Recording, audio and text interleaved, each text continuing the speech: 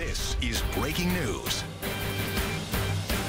Good evening, I'm Dick Brennan. And I'm Alice Garner with breaking news. Live pictures from the National Action Network in Harlem. Eric Garner's family expected to speak at any moment about the grand jury's decision not to indict the police officer who put him in the apparent chokehold. Let's listen in. Two of his daughters, Emerald and Erica, and his son, Emery, are standing with us. We are joined also on stage by Minister Kirsten John Foy, who is the Regional Director of National Action Network, the Staten Island President of our chapter, Cynthia Davis.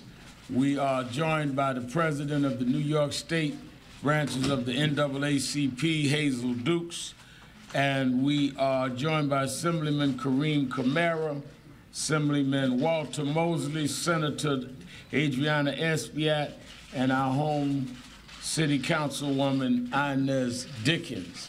And last but not least, one who has fought for many years to avoid us from being at this moment, the presiding bishop of the House of the Lord's Churches, the Reverend Dr. Herbert Daughtry.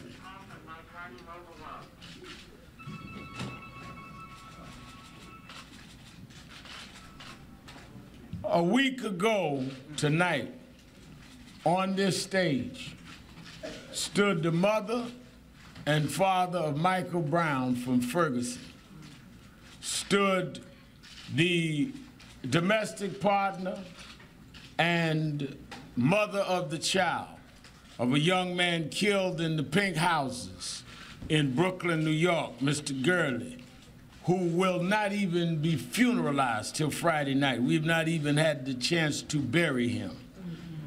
They joined the mother and wife of Eric Garner.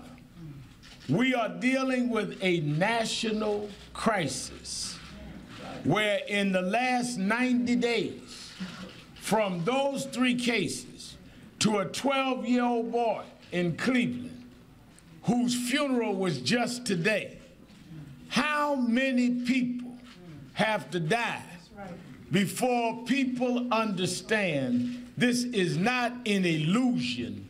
This is a reality that America has got to come to terms with. And no amount of secret grand juries with local prosecutors that put up evidence that we do not know is going to stop people from raising the questions and demanding the answers.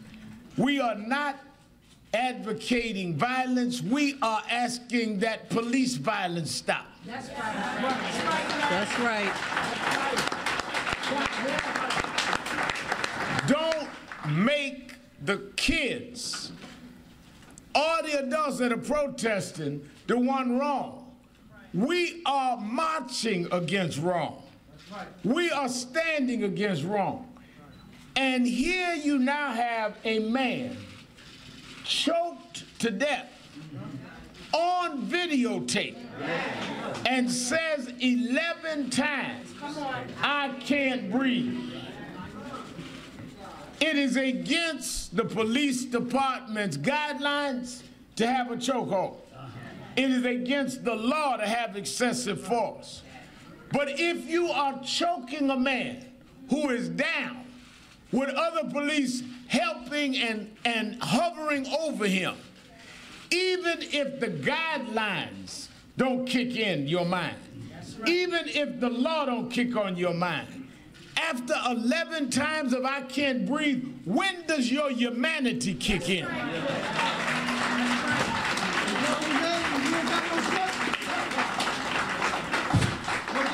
We have called on, from the beginning, the federal government to intervene in police cases.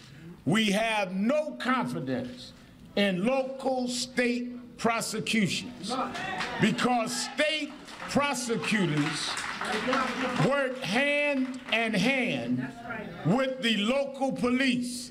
They do not have the independence and lack of conflict. This is not a position we are taking tonight. We said this from the beginning. The mother and wife of Eric Garner and the attorneys and I have had 2 meetings with the federal government and the Eastern District and at press conferences at both times. So you know we've asked for this. That's right. We've asked for this now nationally because of Ferguson, because of Cleveland, and here. I was in the meeting at the White House with the president as they began moving. The Attorney General talked with Mrs. Garner and me today. They talked about an independent investigation. But let's be clear. Let's be clear that while we ask for the federal government to move, we are moving that way. On Saturday, a week from this Saturday, December 13th, we are having a national march in Washington, D.C., where we are calling for the Justice Department to take this case and the case in Ferguson and the case in Cleveland. It is time for a national march to deal with a national crisis.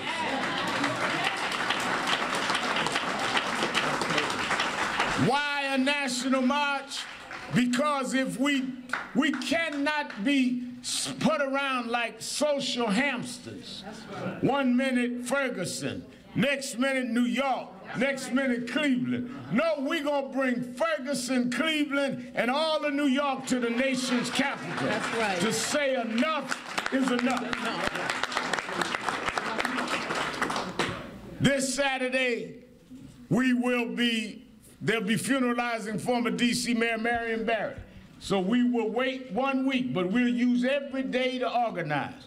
Tomorrow morning, the presidents of civil rights organizations, the head of the Urban League and others will be meeting here with us as we plan this march. And we intend to organize until there is a direct move for justice. The precedent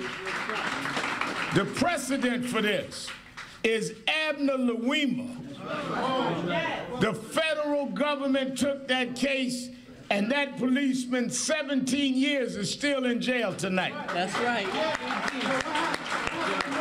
Wait a minute, bro. Wait, brother. We're not going to have no provocateurs now. We're going to do a press conference. Anthony Baez, same thing. That's right.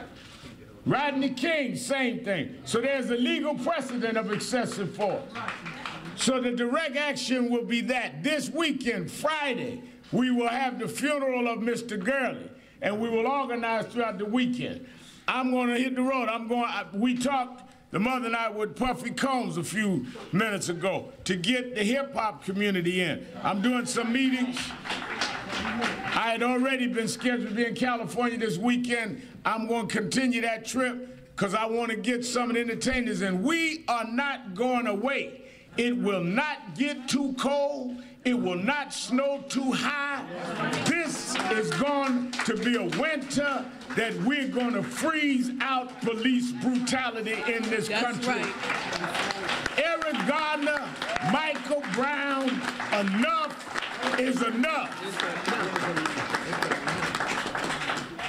We started with unity on this stage last Wednesday.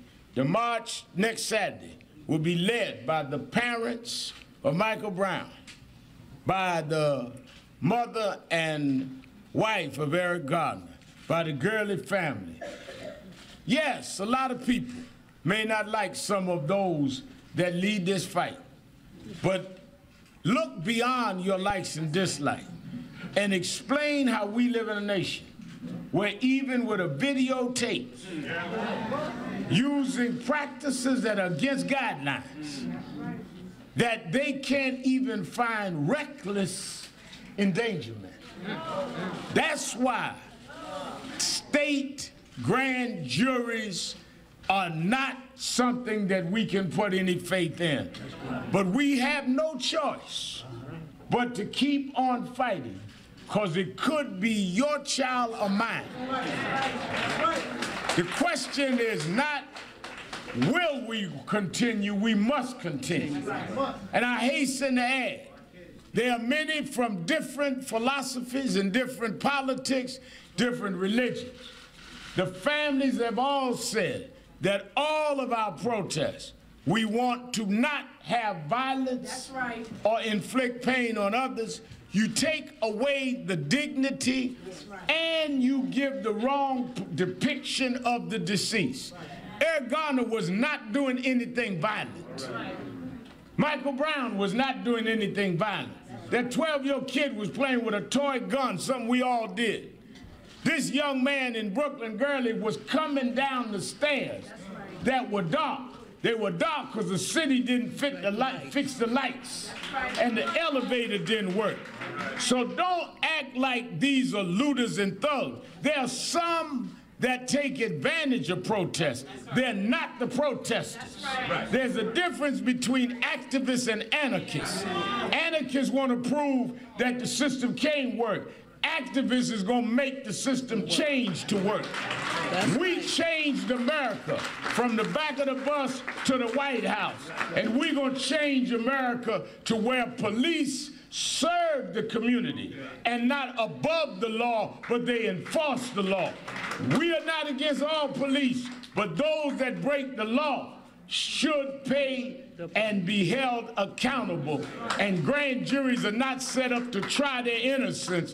They're to move on with probable cause and let a trial decide that. So we're moving forward. Before taking questions, let us hear some words from the widow of Eric Garner, who has today spoke with the Attorney General. We just spoke with Governor Cuomo. We just spoke with others. But she will help lead that march on December 13th. Esau Snipes Garner. Hello, everybody. I want to thank everybody for their support, for their continued support. And like Reverend said, this fight ain't over. It's just begun. I'm determined to get justice for my husband because he shouldn't have been killed in that way. He shouldn't have been killed in any way. He should be here celebrating Christmas and Thanksgiving and everything else with his children and his grandchildren. And he can't. Why? Because a cop did wrong. Somebody that get paid to do right did wrong, and he's not held accountable for it. But my husband's death will not be in vain. As long as I have a breath in my body, I will fight the fight to the end. Thank you.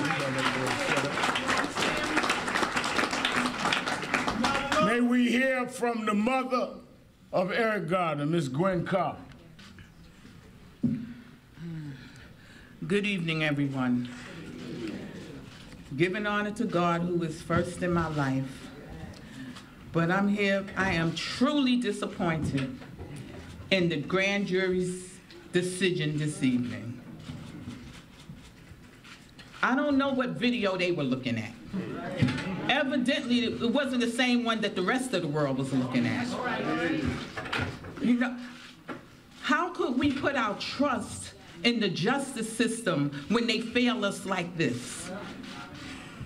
They didn't only fail me, they failed many of us. And if we don't take care of this, they may fail you in the future. That's right. That's right.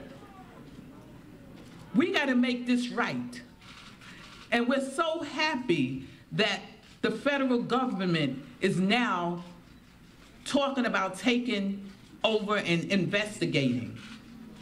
We asked them twice before, but now they see how important it is for them to come in and take this case, and as well as the other cases, the Brown case. And I thank National Action Network, Reverend Sharpton, Reverend Daughtry. Oh my goodness, this is just so emotional for me. We thank Reverend Kirsten for standing with us, because we need all your support. We need your support. And we need peace.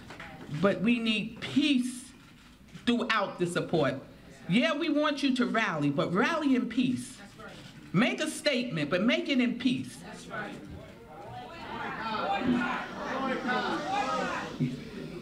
Do what you have to, but do it in peace. That's right. Okay? But I thank each and every one of you for coming out tonight to show support and love for the family and for my son, which I will never see again. This thing is just breaking my heart, just pulling me apart. But But thank you so much.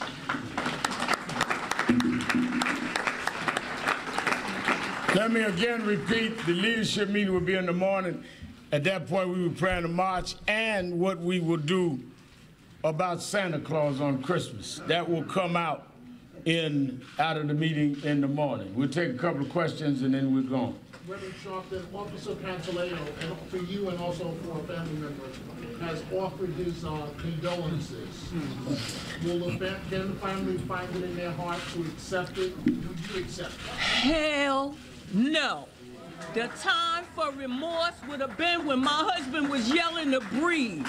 That would have been the time for him to show some type of remorse or some type of care for another human being's life. When he was screaming 11 times that he can't breathe. So there's nothing that him or his prayers or anything else would make me feel any different. No, I don't accept his apology. No, I could care less about his condolences. No, I could care less. He's still working. He's still getting a paycheck. He's still feeding his kids. And my husband is 6 feet under, and I'm looking for a way to feed my kids now. Anyone else? You know, all right, thank you very much. Who's going to play Santa Claus for my grandkids this year? Because he played Santa Claus for my grandkids. Who's going to do that now? So what do you want to happen to him? What do you want? I said that's it. Thank you. Reverend Al Sharpton wrapping up a press conference at the National Action Network in which we heard from the family of Eric Garner. That's right. He mentioned that December 13th they will have a march in Washington, D.C., a national march. He is calling this, the Reverend Al Sharpton called this a national crisis, saying that he's asking police violence to stop. We're going to have team coverage of the grand jury's decision coming up on the News at 9, of course, and on our website, WLNYTV.com. And they very much, Gwen Carr, the mother of Eric Garner, called for peace, in which everyone is hoping for. That's the latest from here. Much more coming up at 9. I'm Dick Brennan. And I'm Alice Gaynor. Have a great night.